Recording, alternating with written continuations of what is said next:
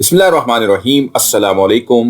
मैं हूं अर्शद इकबाल वानी और आप देख रहे हैं वानीपीडिया पाकिस्तान। सवीक लेक, खंडोआ लेक या नरूमी धान, ये तीनों नाम एक ही झील के हैं जो सतह मुर्तफा पोटोहार के पहाड़ी सिलसिले कोहे नमक में वाक़या है।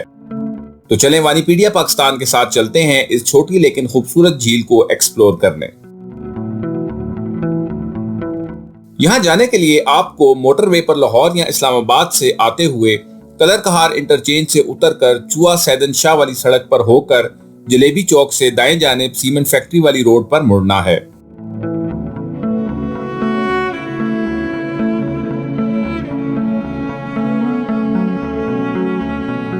वहां से 2 किलोमीटर आगे दाएं जानिब खंडोआ गांव की तरफ मुड़ना है, जहां से सड़क मोटरवे के नीचे से सुरंग में से गुजरेगी।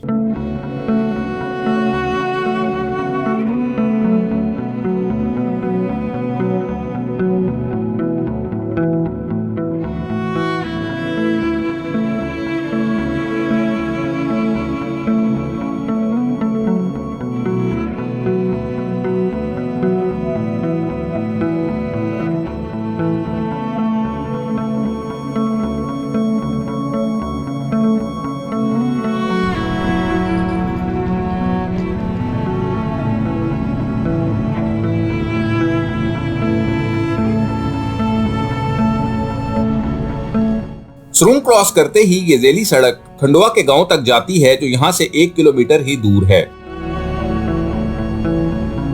रास्ते में कई जगह पर झील तक रहनुमाई के लिए बोर्ड्स भी लगे हुए हैं।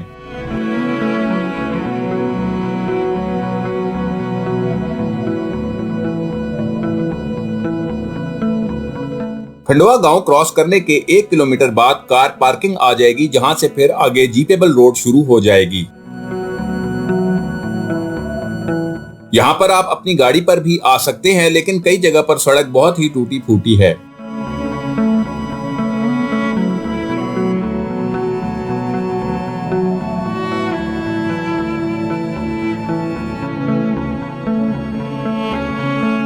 सामने खुली जगह वो पार्किंग है जहां से आगे सिर्फ जीप या बाइक ही जा सकती है।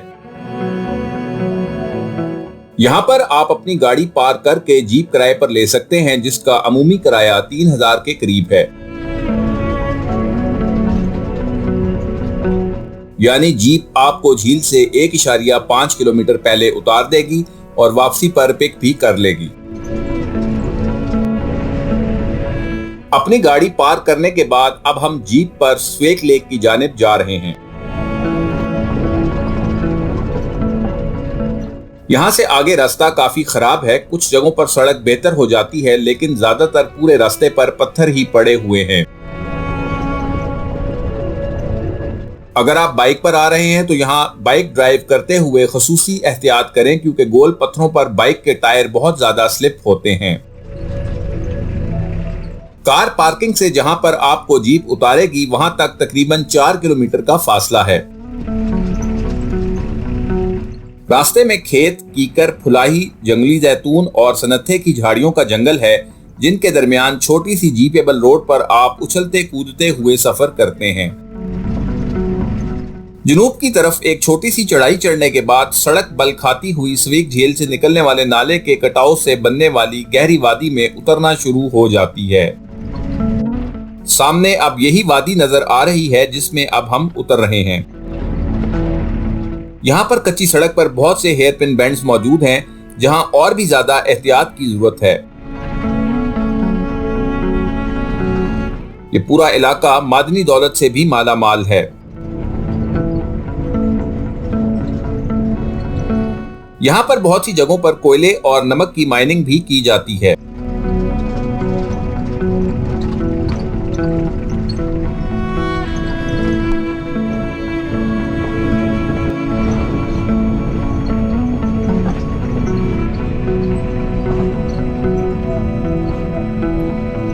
तो नहीं जी, अल्हम्दुलिल्लाह हम पहुंच गए हैं कोयले की इस कान पर, जहां जीप आपको अब उतारेगी।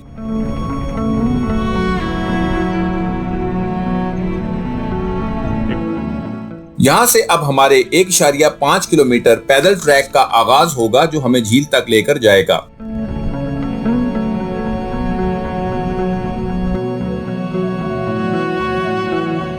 सबसे बड़ी गलती जो मुझसे हुई वो ये थी कि मैं अपना रुकसैक गाड़ी में ही भूल आया, इसलिए अब मजबूरन सामान से भरा हुआ थैला मुझे खुद ही कंधों पर उठाना पड़ गया।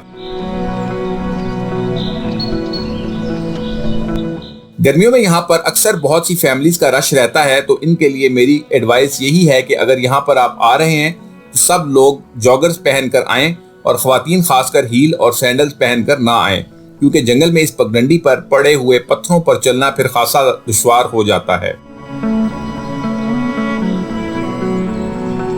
कोशिश करें कि आपके पास कंधों पर लटकाने वाला बैग यानी रुकसैक हो, ताकि सामान हाथों में ना उठाना पड़े।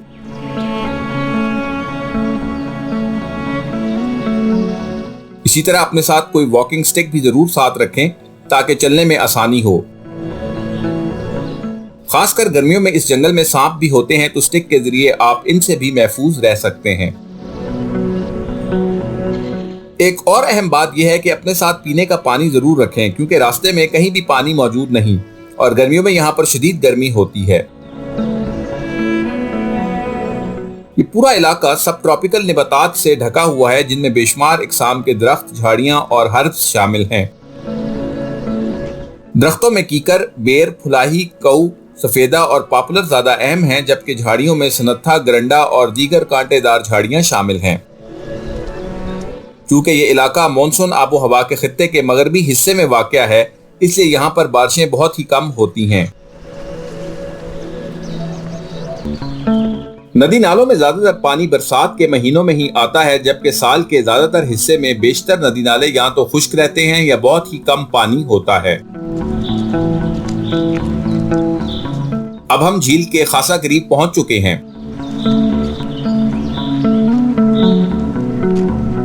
ये सामने जो वाटर चैनल आपको दिखाई दे रहा है, ये बारिश के दिनों में इजाफी पानी झील से लिल्ला शहर और पीर का खाड़ा तक लेकर जाता है।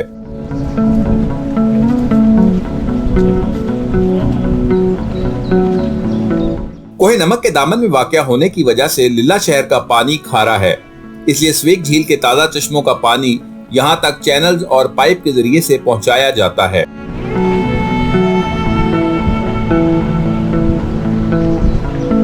क्योंकि अभी नवंबर का महीना है, इसलिए बारिशें ना होने की वजह से चैनल में पानी मौजूद नहीं है।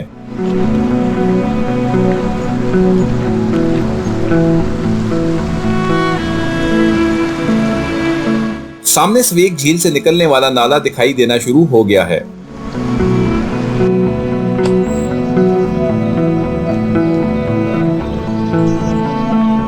जंगल में इस खूबसूरत रास्ते पर चलने का अपना ही मजा है।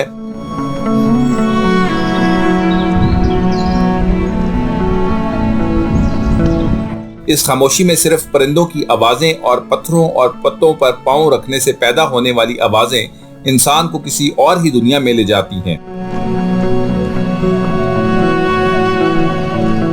क्या आप जानते हैं कि दुनिया में सबसे ज्यादा हैप्पीएस्ट कंट्री कौन सी है?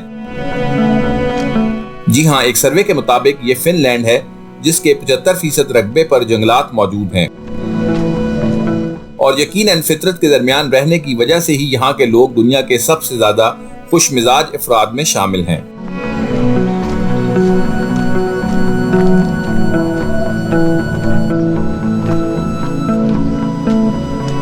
तो ले जी, आपके सामने है कोहे नमक की शहजादी स्वेक झील। इस झील के सबज पानी इस कदर शफाफ है कि तह में पड़ा हुआ एक एक पत्थर साफ दिखाई देता है। इस झील का जन्म कोहे नमक की जनूबी ढलानों से निकलने वाले चश्मों और आबशारों से होता है। 800 मिलियन साल पहले एक बहुत बड़े समुंदर जिसका नाम टेथिस था, इसके खुश्क हो जाने के बाद इंडो ऑस्ट्रेलियन प्लेट और यूरेशियन प्लेट के टकराने के नतीजे में कोहे नमक वजूद में आया। तब से ही मुख्तलिफ नदी नालों के कटाव से यहाँ पर गहरी वादियां और झीलें वजूद में आई हैं, जिनमें स्वेक झील भी शामिल है।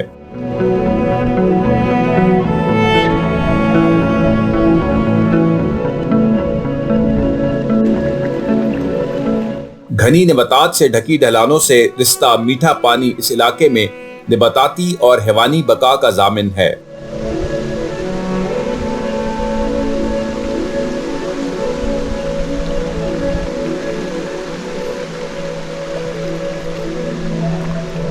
चूने के पत्थर की चट्टानों पर मौजूद हल्के सब्ज रंग की नबातात झील के अतराफ को और भी खूबसूरत बना देती हैं।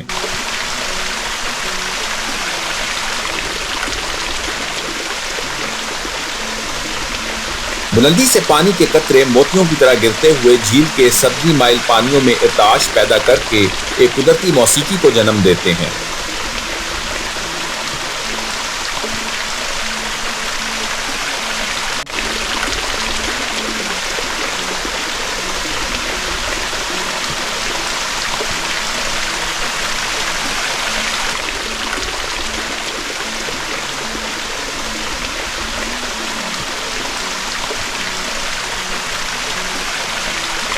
सदियों से इन चट्टानों पर बहने वाले पानियों की मुस्तकिल मिजाजी ने इनको अजीबोगरीब शक्लों में तब्दील कर दिया है।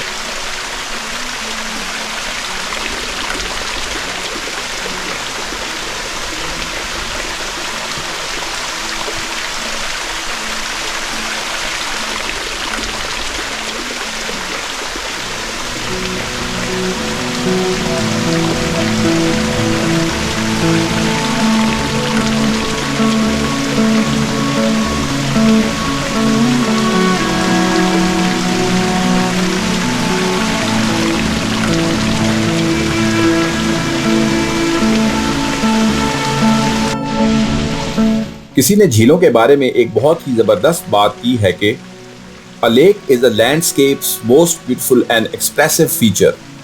It is the earth's eye looking into which the beholder measures the depth of his own nature.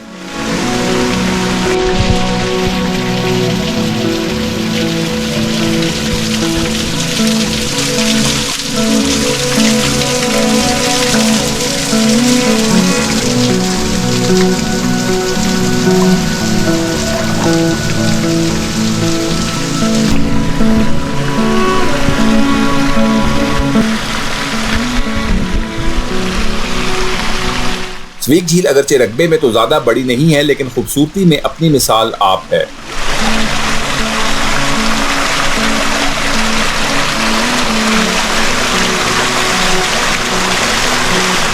सतह समुंदर से इसकी बुलंदी 2200 फीट के करीब है।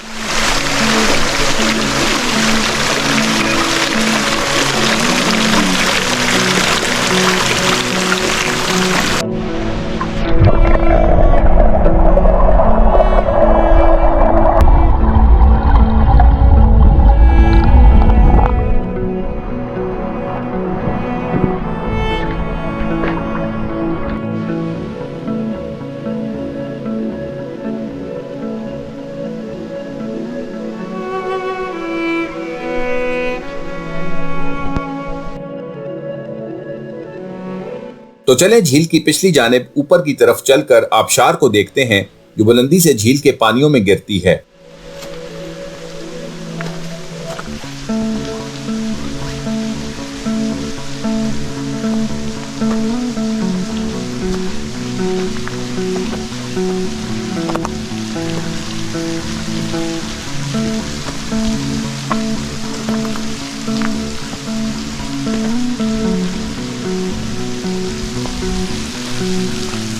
झील के ऊपर यहाँ पर एक टेरेस सा बना हुआ है जिसके ऊपर से आबशार का पानी मोतियों की तरह गिर रहा है।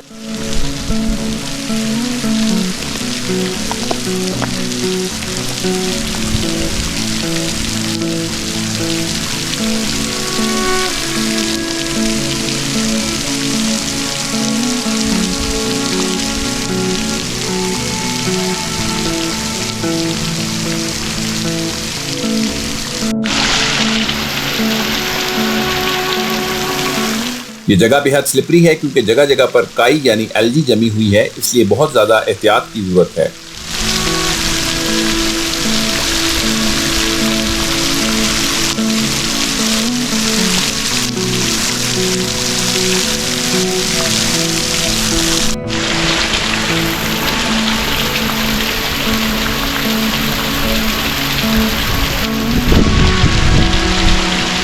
बरसात के दिनों में इस आबशार में पानी का फ्लो बहुत ज्यादा होता है।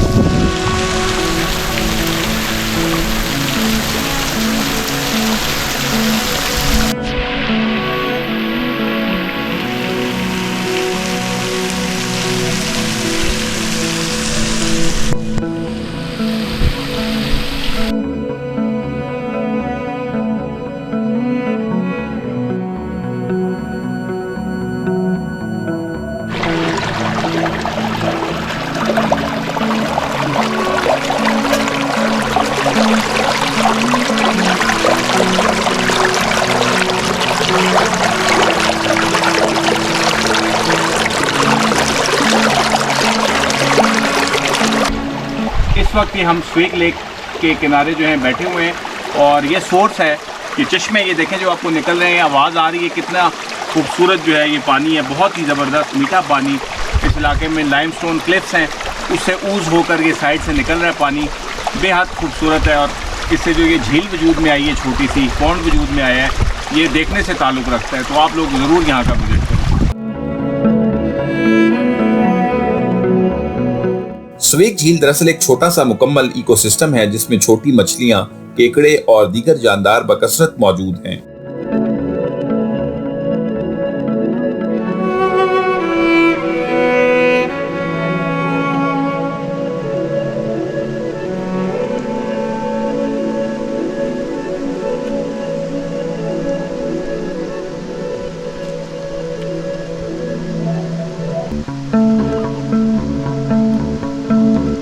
पार्टी का आगाज़ हो चुका है। अब हम स्वेग लेक पर हैं।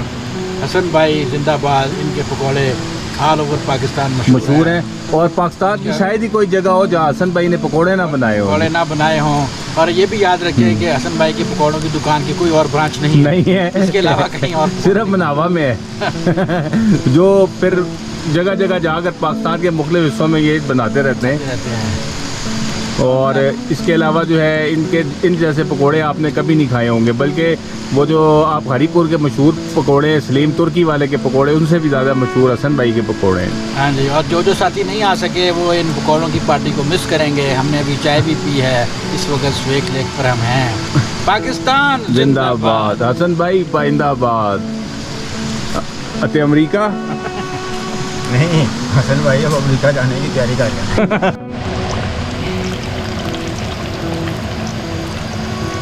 क्या बात है जी, बैंगन भाई बस कहाँ याद करोगे खान लला। ਹੁਣ तो तुम अमरीका में लाड़ी है दुकान पकौड़ियां दी। बात ज़्यादा नहीं खुलना, बात करोड़ों की और दुकान पकौड़ों की। तो इस वक्त हमने पकोड़े शकोड़े खा लिए और अब वापसी की तैयारी है। तो अब बहुत ही इंजॉय किया, बहुत अच्छा दिन गुजरा यहाँ पर हमारा। तो इंशाल्लाह फिर दोबारा किसी और खूबसूरत जगह पर आपसे मुलाकात होगी। तब तक के लिए अपना ख्याल रखिएगा। वानी मीडिया पाकिस्तान की तरफ से आपको अल्लाह हाफ़िज़, स्टे सेफ, फ़ी अमान अल्लाह, अस्सलाम वालेकुम।